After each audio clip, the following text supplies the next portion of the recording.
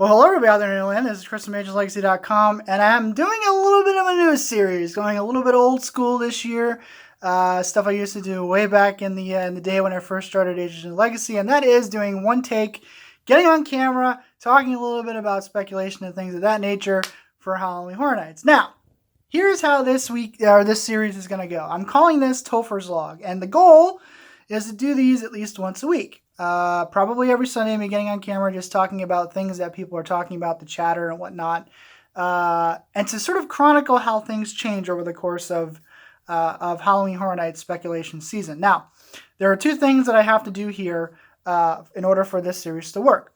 One of them is to sort of break one of my cardinal rules, and that rule is to not venture into the forums and Facebook groups and things of that nature, to sort of see what people are talking about and, interact with people. I won't be interacting with people, but, I don't like forums, and to a lesser extent now these days, Facebook groups. A lot of times these conversations and things sort of de-evolve into pissing matches for people's egos. And I just don't like that stuff. I don't, whatever. One of the other things that I'm going to have to do, which I'm sort of excited about, is those of you who've been following me for however many years now, I may or may not have little birdies that talk to me behind the scenes and tell me things and whatnot. I have sort of shut them down. I haven't completely shut them down, but I haven't completely silenced them. But I want to get as little information as possible this year, because I think it'd be a lot more fun to just, like I said, go old school and speculate along with other people. I may ask things here and there, and I may get little pieces and nuggets of information, especially when it comes to the topic that we're going to talk about today, which might tie into things that I've been told. So, so there's that. But nevertheless, that's how I want this series to go. I want to sort of do this once a week and just talk about what's going on, without the bells and whistles, without, having to sort of do this grand, epic, edited video thing.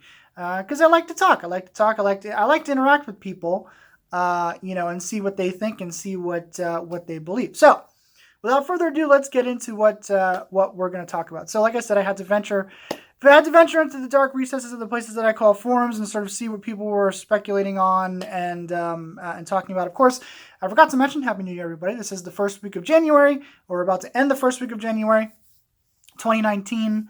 And again, just chronicle every Sunday. See how things change when people are talking about. But so I ventured into the forums, and the one topic that sort of stood out to me that people were talking about was perhaps loss of venues for Horror Nights houses. Maybe one or even possibly two venues being lost.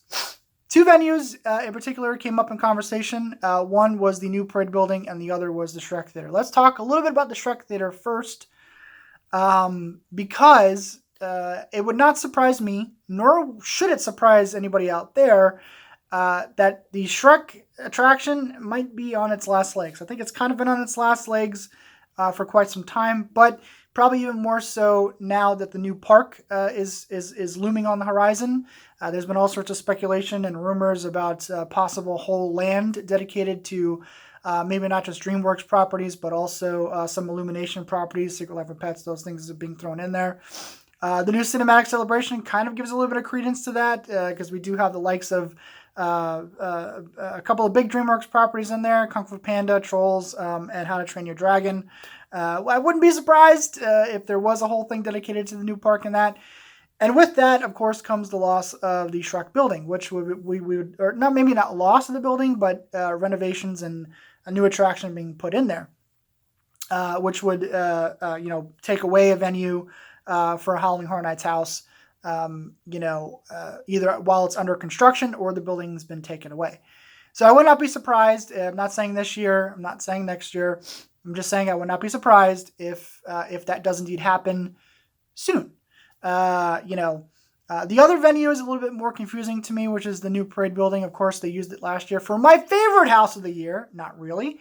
But caused a little bit of controversy with that last year, because Seeds of Extinction was not my favorite house last year. In fact, it was my least favorite house.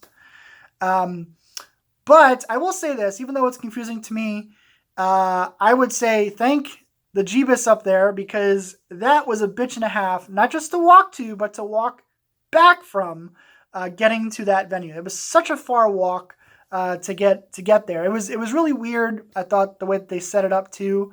They stopped people at sort of that crossing, and then ushered a certain number of people at a time to go around and then get in line. It was a really weird setup. It wasn't exactly how I thought they were going to do it. And it was really bizarre. I mean, if you're going to do something like that back there, at least, have it part of the event itself. Maybe like what they did when they had the two parks, like in between, in the back, in between Poseidon's Fury and whatnot, they had like little tents set up for, food and things of that nature. Maybe put a scare zone back there. Who knows? But I would not be sad if that venue was not used anymore. But I would be a little bit surprised, because it is a new venue.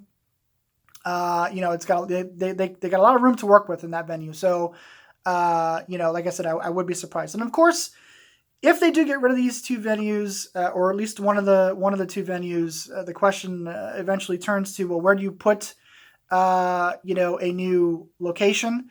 There are a couple of locations that you can use like a temporary tent. We know the temporary tent works. It's worked for the past 3 years. Lunatics Playground started it, and last year, of course, we had the second Blumhouse house.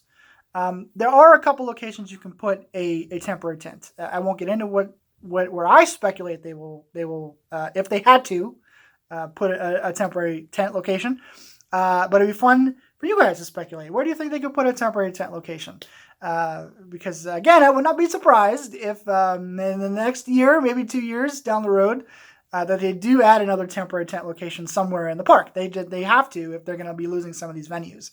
So yeah, they've it is what it is. There's all sorts of speculation and rumors that have arisen since Fast and the Furious opened, that perhaps they could use or had created the building with Halloween Horror Nights in mind.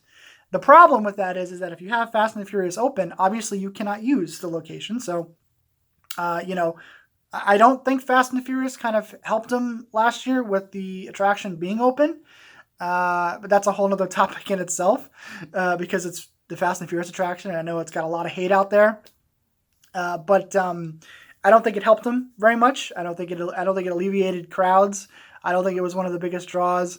They closed The Simpsons last year, mostly on very busy nights, and some random nights there they did open the Simpsons attraction. I think that's a much bigger sort of name draw, or at least on the surface it kind of looked that way. More people flocked over there when it was open than they did Fast and Furious. But yeah, so there are other locations they can put temporary tent structures. I did speculate on this topic before the Shrek Theater was used. The Shrek Theater is a fairly new venue, first used back in 2015 for Asylum in Wonderland. That was one of the locations I had speculated they could use for a new house location, and even the MIB space I speculated, and both ended up coming true. So I would not be surprised if eventually they have to, because you can't justify the price that you're paying if you get rid of, especially if you get rid of two houses and you go from 10 to 8, you can't really justify that price. That you're charging people to come in and experience the event. You might be able to get away with taking one house away and doing 9, but taking away 2 and going down to 8 is just, for me, not good business practice. So that was the biggest thing that I saw, or at least the one that I wanted to address, or at least talk a little bit about a possible loss of house locations. This topic comes up every year, and a lot of times it just turns out to be bunk, or at least it comes up a lot, every year in conversation. But that's it. That's the first episode of Topher's Log. So again, I'm going to try to do these at least once a week. At least that's the goal. And I said chronicle until we get to Halloween Horror Nights 29. That's it. So I will see you guys next week.